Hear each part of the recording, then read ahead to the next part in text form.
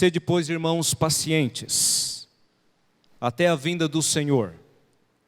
Eis que o lavrador aguarda com paciência o precioso fruto da terra, até receber as primeiras e as últimas chuvas.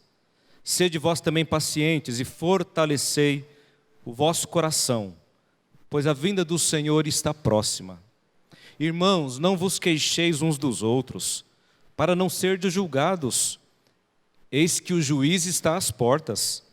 Irmãos, tomai por modelo no sofrimento e na paciência os profetas, os quais falaram em nome do Senhor. Eis que temos por felizes os que perseveraram firmes. Tendes ouvido da paciência de Jó, e vistes o fim que o Senhor lhe deu, porque o Senhor é cheio de terna misericórdia e compassivo. Amém. Um dos textos, meus irmãos, que nós ouvimos na ministração da ceia, que nós acabamos de participar, o texto de 1 Coríntios, capítulo 11, versículo 26, diz assim: porque todas as vezes que comerdes este pão e beberdes este cálice, anunciais a morte do Senhor. Acabamos de anunciar que Cristo morreu. E na parte final diz assim: anunciais a morte do Senhor até que Ele venha. O que nós acabamos de participar aqui aponta para nós a volta de Cristo.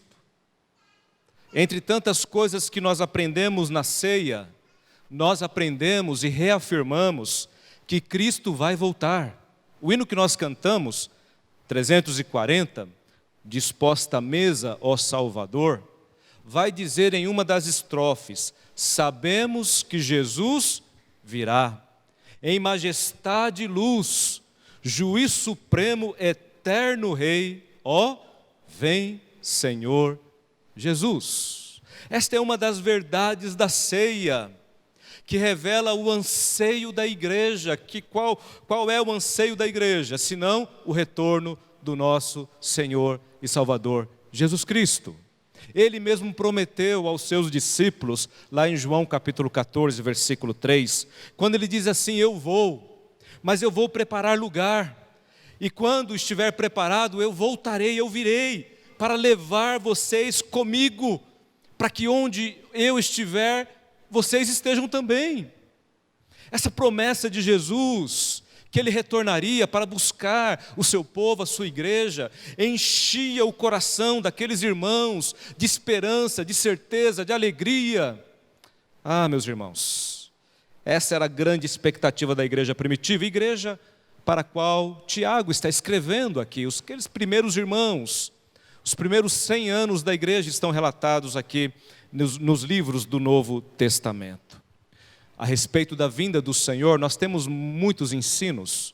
Algumas palavras são utilizadas para falar a respeito da volta de Jesus. A primeira é a parousia, que pode ser traduzida como vinda ou presença. A segunda é o próprio Apocalipse, que tem um significado de desvendamento, revelação, Apocalipse.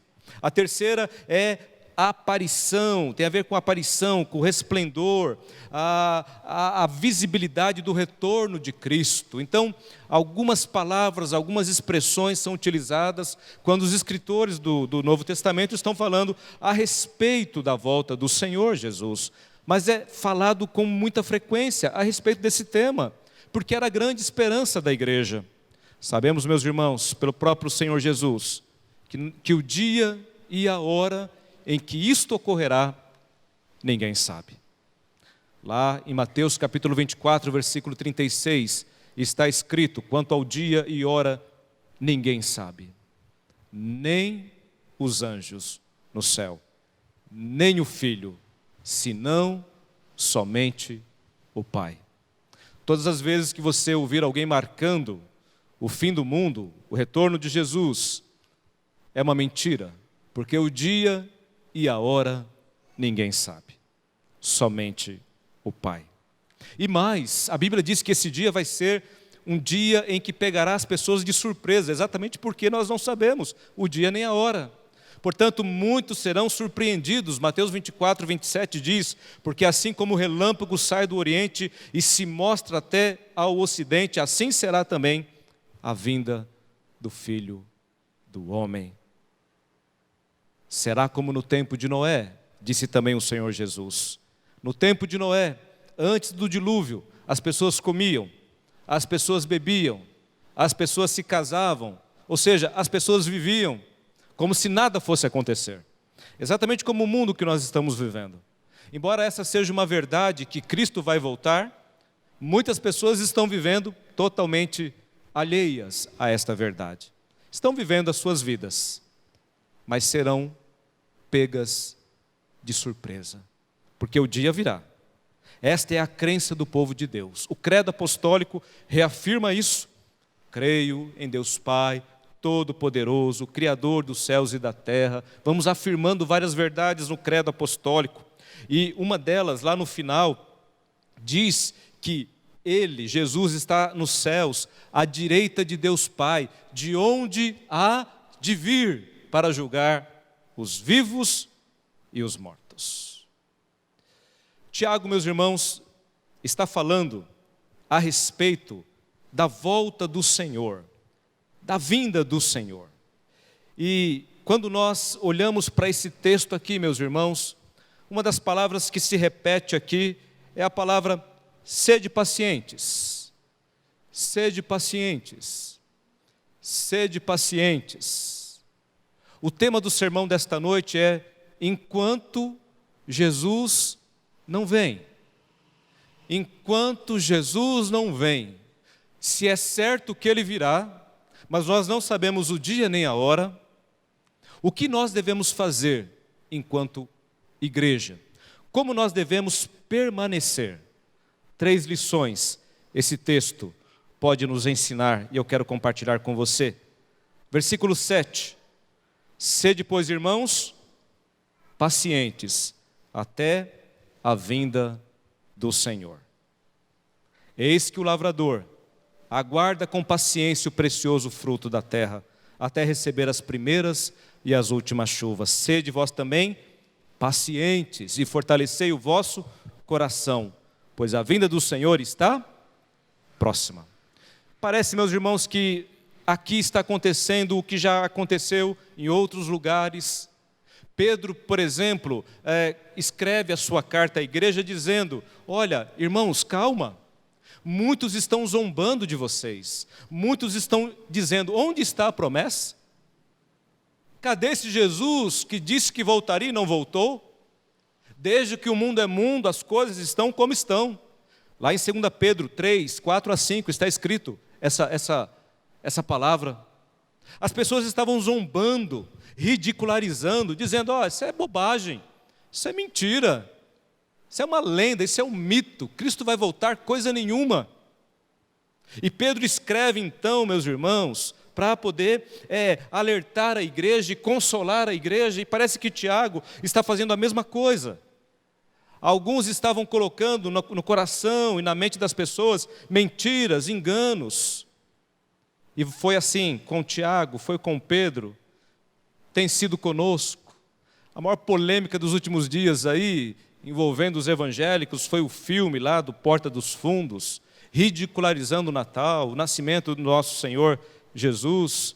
Meus irmãos, qual surpresa para nós? Qual surpresa? Já zombavam dos cristãos lá desde o princípio, já apelidavam eles das piores coisas possíveis. Sempre foi assim, meus irmãos, e sempre será assim.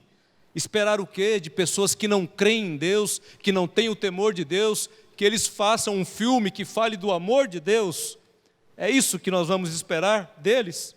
Podemos esperar isso de nós, da igreja, do povo de Deus, não dos infiéis, não dos incrédulos, não dos ateus, não dos ímpios. Os ímpios vão continuar cometendo as suas impiedades. Foi assim no tempo de Pedro, quando ele escreveu a sua carta, estava sendo assim no tempo de Tiago também. Por isso ele diz: irmãos, sede pacientes. Jesus está voltando, sede pacientes. Mas essa paciência, em primeiro lugar, meus irmãos, é uma paciência, mas é uma paciência no trabalho. na obra.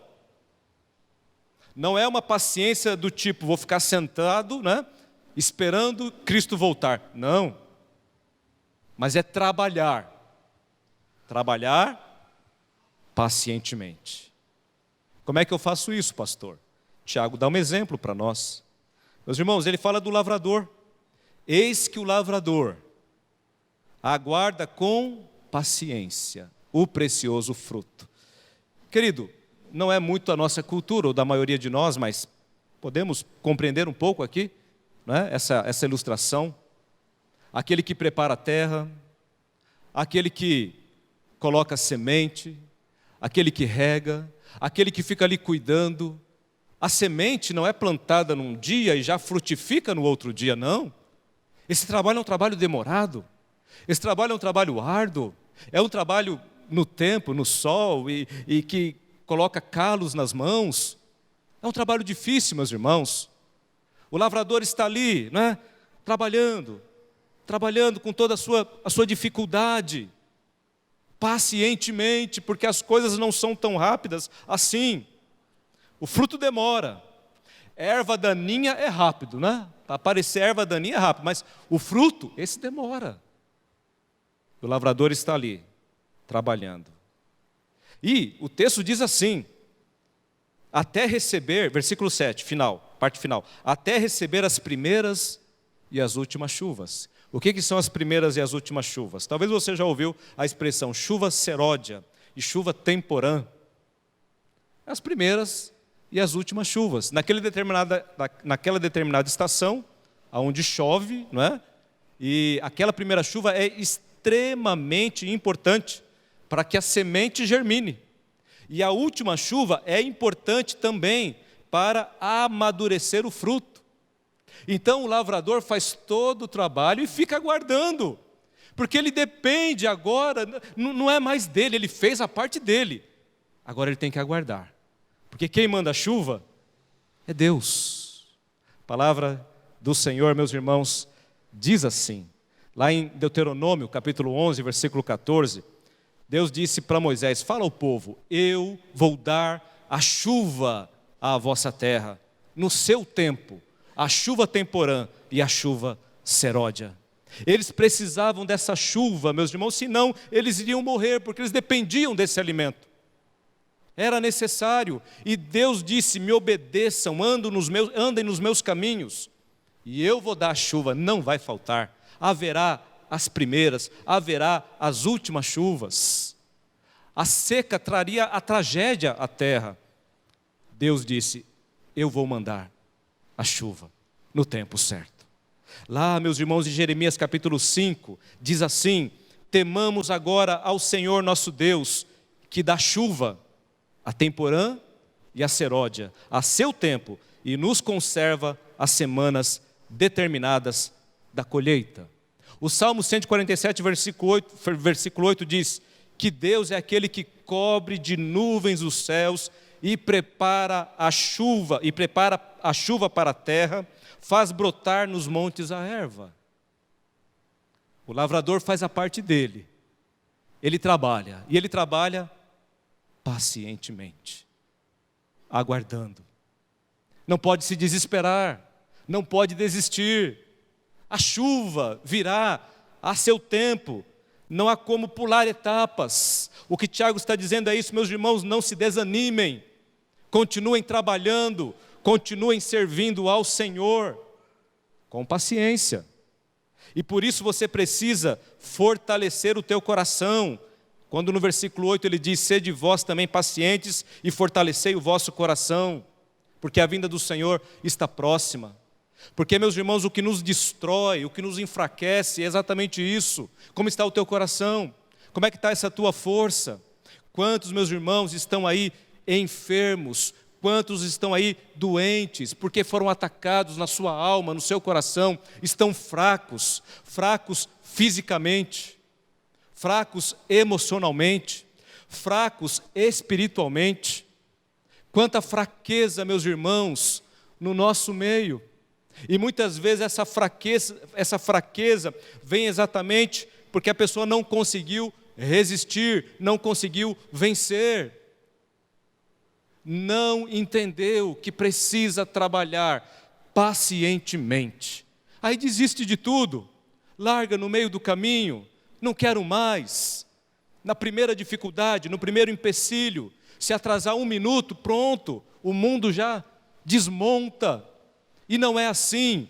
Igreja, nós precisamos declarar como o salmista Davi no Salmo 108, versículo 1, firme está o meu coração, ó Deus, e crer que Deus está conosco, e que eu vou trabalhar como lavrador, eu vou plantar a semente, eu vou fazer a minha parte, eu vou cuidar da terra, e eu vou esperar, porque a parte do Senhor Ele fará. Oséias diz isso no capítulo 6, versículo 3, conheçamos e prossigamos em conhecer o Senhor, como a alva será a sua vinda, e Ele nos virá como a chuva seródia que rega a terra.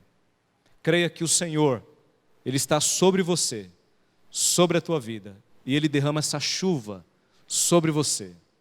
Querido, nós cantamos alguns cânticos, por exemplo, aquele faz chover. Não é essa chuva que nós estamos pedindo aqui, poderia ser também, não é? Nós cantamos chuvas de bênção, não é exatamente essa chuva que está caindo que a gente pede, é chuva de bênção. Essa chuva aqui significa a presença de Deus, o agir de Deus, a manifestação do Senhor, porque não adianta nada eu trabalhar, se Deus não mandar a chuva. Salmo 127, inútil vos será levantar de madrugada, comer o pão que penosamente granjeastes, corre para cá, corre para lá, faz isso, faz aquilo, se não tiver a bênção do Senhor, não tem nada. Essa chuva seródia, temporã, é a bênção do Senhor. Imagina um lavrador agora alegre, feliz, caiu a chuva, vai germinar, vai dar frutos, é isso que Deus vai fazer na minha e na tua vida. Você está trabalhando na igreja, meu irmão, muitas vezes você não vê resultado do teu trabalho. Pastor, já estou há tanto tempo. Não vai, pastor, não tem jeito. Vamos fechar esse trabalho aqui, porque não... Calma, meu irmão, continua cuidando da terra, continua plantando. Deus vai mandar chuva.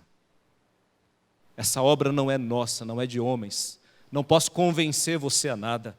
Quem convence é o Espírito Santo de Deus. E se Ele quebrar o teu coração, meu irmão, não tem jeito. Tem gente que corre de um lado, corre para o outro, mas é o que eu posso dizer. Se você está na igreja, você está correndo sério risco de Deus pegar você e dizer, meu servo, eu quero você, e eu tenho uma obra na tua vida.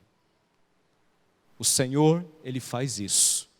Quando Deus escolhe alguém, Ele não desiste dessa pessoa, meus irmãos, porque Deus, Ele não escolhe ninguém errado.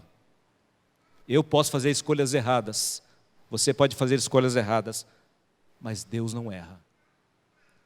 Deus não erra. Então toma cuidado, se você está fugindo do Senhor por algum motivo, assim como Jonas, Deus te pega. As nossas avós diziam, se não é pelo amor, é pela dor. A dor também é amor, quando vem de Deus. Portanto, não desista, continue o seu trabalho. Continue o seu trabalho, você vai ver os frutos, em nome do Senhor Jesus. Testemunhos, muitos, como aqueles dos ministérios das igrejas na Coreia, pastores que pregavam para igrejas vazias, mas pregavam com tanto ânimo, como se aquela igreja estivesse lotada. Tinha 3 ou 4 membros, mas ele pregava olhando e visualizando, e crendo no seu coração, porque fé, meus irmãos, é a esperança e é a certeza das coisas que se não veem. Testemunhos de igrejas que começaram exatamente assim, hoje são as maiores igrejas do mundo. Nós precisamos fazer o nosso trabalho, e o nosso trabalho é esse de plantar, de cuidar. É difícil, é árduo, mas precisamos pacientemente trabalhar. Virão as chuvas e haverá o fruto para a glória de Deus. Então Tiago está dizendo, em primeiro lugar, trabalhe pacientemente. Mas ele diz mais, meus irmãos, lá no versículo 9, irmãos, não vos queixeis uns dos outros, para não serdes julgados. Eis que o juiz está às portas. A segunda lição desse texto, meus irmãos, é que Tiago está dizendo para nós: ame. Primeiro, trabalhe pacientemente. E agora ele diz: ame pacientemente. Queridos, nós somos uma família. A igreja é uma família. Nós precisamos fortalecer uns aos outros. Nós precisamos viver em amor, em união. Sabe por quê? A vinda do Senhor está próxima.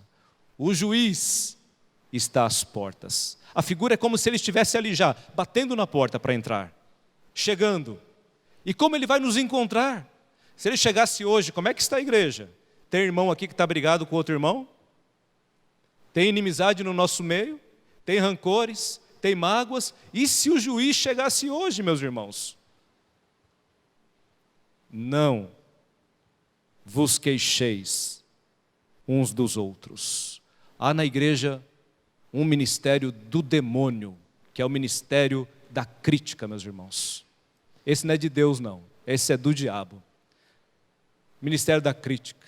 Tem gente na igreja que só sabe criticar, falar mal, jogar pedra, dentro e fora. Eu vejo meus irmãos, e já compartilhei isso nas redes sociais, os crentes provocando uma verdadeira guerra, defendendo seus pontos de vista, as suas teologias, os seus conceitos. Cada publicação é uma provocação, né, para alguém. Que triste. Isso é coisa de menino, não é coisa de homem. Paulo diz, quando eu era menino, né, falava como menino, andava como menino, vestia como menino. Menino age de um jeito, né? Homem age de outra forma. Então, quando falamos homem aqui, não é apenas a questão do gênero, é a questão da maturidade. Mulheres e homens de Deus têm postura na sua rede social também. Nós não podemos atacar, meus irmãos, quando atacamos o povo de Deus, estamos nos atacando, que nós somos também o povo de Deus. Quando falamos mal da igreja, estamos falando mal de nós mesmos, porque nós somos a igreja. Então, muito cuidado com isso, meus irmãos. Nós somos traídos pelos nossos dedos, pelos nossos pensamentos. Paulo diz, saia da sua boca o que edifica, o que promove a paz. E eu compartilhei já com os irmãos, a gente não vê isso muitas vezes entre os ímpios. Você não vê um pai de santo falando mal de outro pai de santo. Um espírita falando mal de outro espírita. Mas você vê crente falando mal do outro crente. E colocando videozinho na internet. E fazendo brincadeiras. Isso está envergonhando a igreja. Será que não percebem? O mundo vai pensar o quê? Do povo de Deus. Então podemos evitar muitas coisas, meus irmãos. Mas isso tem a ver com maturidade. Maturidade cristã. Tiago está dizendo, não se queixem uns dos outros. Cresçam. O Senhor está voltando. Nós precisamos ter uma outra postura. Lá em Hebreus capítulo 10, versículo 23, diz assim, guardemos firme a confissão da esperança, sem vacilar, pois quem fez a promessa é fiel. Consideremo-nos também uns aos outros, para nos estimular ao amor e às boas obras. É assim que a igreja tem que viver. Não deixemos de congregar, como é costume de alguns, antes façamos admoestações, tanto mais quanto vedes que o dia se aproxima. O dia do Senhor está chegando. Então, chega de brincadeira, chega de ficar aí com divisões, né? Que não tem razão, não tem sentido. Ao invés de brigar, vamos nos unir, vamos dar as mãos. Santo Agostinho, é atribuído a ele essa frase, que diz assim, nas coisas essenciais, unidade. Nas não essenciais, liberdade. E em todas as coisas, o amor. Não fiquem com essas queixas. Domingo passado o pastor Miro falou sobre a queixa contra o Senhor. Hoje eu estou falando da queixa contra o outro. Tenha paciência. Eu sei que tem irmão que é difícil.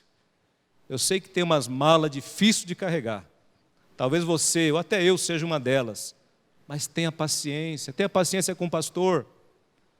Eu vi uma coisa outro dia que me deixou muito triste, né? Nem vou falar, mas tenha paciência.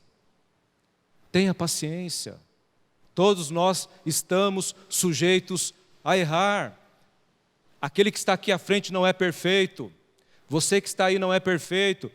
Tenha paciência. Tenha paciência. Haja com amor, haja com graça, haja com misericórdia. Nós não podemos nos dividir, meus irmãos. Isso é o que o diabo quer. O diabo ele rola no chão, ele dá gargalhada quando vê os irmãos brigando, saindo da igreja porque brigou com um, porque brigou com o outro, porque ouviu uma coisa que não gostaria de ouvir. Está deixando o inferno muito contente, não o Senhor Jesus. Isso entristece o Espírito Santo de Deus. Portanto, nós temos que nos unir, em nome de Jesus. Sociedades internas é para integração, é para unir, é para trazer o povo, né, um para perto do outro. Ministério é para isso, igreja é para isso. Você que está entrando aqui e nos visita e quer fazer parte dessa igreja, que venha também com esse espírito, né, de amor, de união, e que possa encontrar aqui esse espírito também no meio de nós. A nossa igreja, graças a Deus, é conhecida por ser uma igreja receptiva. A pessoa chega aqui e já é abraçada, né? Chega na porta e é abraçada de novo. Chega aqui e já vai ser bem recebida. Nós precisamos ter gestos, práticas de amor na entrada, durante, na saída e em todo o tempo. É isso que tem que estar na minha vida e na tua vida. Uma igreja acolhedora, de irmãos acolhedores, que estão dispostos a amar, pacientemente, até suportar o erro do irmão e perdoar. Ora, por que não perdoar? Nós precisamos fazer isso porque a vinda do Senhor está próxima. E terceiro e último lugar, meus irmãos, o texto ainda diz: irmãos, tomai por paciência no sofrimento e na paciência os profetas. Olha o que Tiago está dizendo. Olhem para os profetas, não é? Os profetas sofreram. A tradição diz que Isaías, ele foi morto, cerrado ao meio. Lá na Galeria dos Heróis da Fé, fala sobre esses que morreram assim. A tradição diz que foi Isaías, não temos como ter certeza disso. Mas sabemos que os profetas sofreram. Jeremias foi preso, foi jogado lá na cisterna por pregar a verdade. Daniel foi jogado aonde? Na cova dos leões. Estevão morreu apedrejado. Meus irmãos, eles sofreram. Mas eles desistiram? Não. Tiago está dizendo, é difícil, meus irmãos, eu sei que é difícil, eu sei que os dias são maus, mas olha para os profetas, tomai por modelo no sofrimento e na paciência deles. Sejam assim também. E ele diz mais: eis que temos por felizes os que perseveraram firmes. Tendes ouvido da paciência de Jó. Eles conheciam também a história deste personagem bíblico, Jó. E Jó, meus irmãos, também é um grande exemplo de paciência. Jó perdeu todos os seus bens, todos os seus filhos, toda a sua saúde. A sua mulher deixou de apoiar ele. Ele perdeu o apoio dos seus amigos. Ele perguntou várias vezes para Deus: Deus, por quê? Por quê? Por que está acontecendo isso? Por quê? Ele se queixou cerca de 34 vezes no seu livro da sua situação. Deus fez cerca de 70 perguntas para Jó em meio ao seu sofrimento. Mas no final do livro está escrito, meus irmãos, que Deus deu a Jó, embora ele tenha perdido tudo no começo, no final Deus deu a ele o dobro de tudo que ele havia perdido, porque ele permaneceu, porque ele perseverou, porque ele conheceu a bondade de Deus, a misericórdia de Deus. Tiago está dizendo, gente, calma, tenham paciência. O teu sofrimento, a tua luta, a tua dificuldade não é maior do que a dificuldade de Jó. Seja paciente. Seja paciente. Lá no final, Deus tem o melhor. Deus tem o melhor. Ele sabe o que está fazendo. Confia no Senhor. Ele está voltando. E enquanto Ele não vem, eu vou continuar trabalhando pacientemente. Eu vou continuar amando pacientemente. E se necessário for, eu vou continuar sofrendo pacientemente. Porque é certo que tudo isso termina. É certo que Ele vem. É certo que quando eu partir daqui, eu irei para a presença do Senhor. Essa semana Deus recolheu um irmão da nossa igreja, diácono Leonídio. Ele está com o Senhor. Na vida dele, já se cumpriu essa palavra. Nós estamos aguardando esse tempo. Até que Ele venha, nós precisamos viver assim, para sermos encontrados fiéis na presença dEle. E Ele possa olhar para nós e dizer exatamente as palavras: servo bom e fiel. Você foi fiel, não é? E agora você vai entrar no gozo que eu preparei para você. Entra no gozo do teu Senhor. Que o Senhor nos abençoe, nos fortaleça e nos faça entender e aplicar essa palavra nas nossas vidas. Vamos ficar em pé, vamos orar.